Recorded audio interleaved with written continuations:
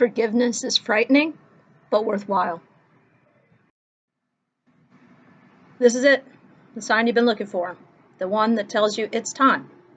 It's time to forgive, no matter how scary that thought may seem right now.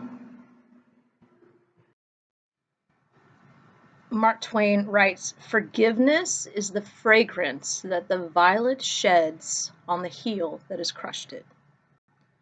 That quote may be a little too poetic for some of you guys, but imagine you are the violet. Who crushed you? Whatever name or names come to mind, this is where forgiveness needs to begin. You don't have to make them look or smell better via this image. You just have to make the crushing bring out the beauty in you via forgiveness. Now that you have a name or names in mind, consider the damage that was done.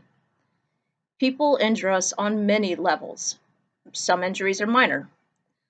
Others leave us feeling shattered to the degree of dust in that person's hand. But the level of our brokenness, or lack thereof, does not negate the need to forgive. T.D. Jakes is quoted as saying, "I think the first step is to understand that forgiveness does not exonerate the perpetrator. Forgiveness liberates the victim.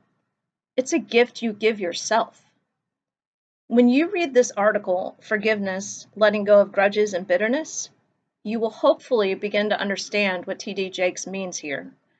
After an injury, abuse, or trauma, you basically have two heart choices: forgive or hold on to the event. If I forgive the man who tried to rape me and the woman who pointed a gun at me, I release the power they have over me. The fear they created leaves because I am no longer holding on to that. It doesn't make what they did okay. It doesn't mean I have to ever talk to them again. It just gives me back my own heart, no longer allowing them to have a piece of it. You guys know Tyler Perry, and this is what he says. "It's not an easy journey to get to a place where you forgive people, but it is such a powerful place because it frees you."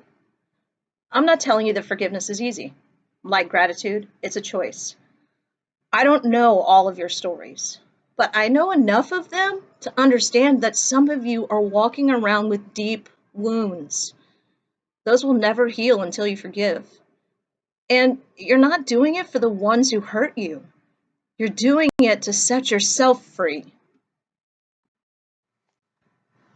It's time to get rid of the chains attached to those who hurt you.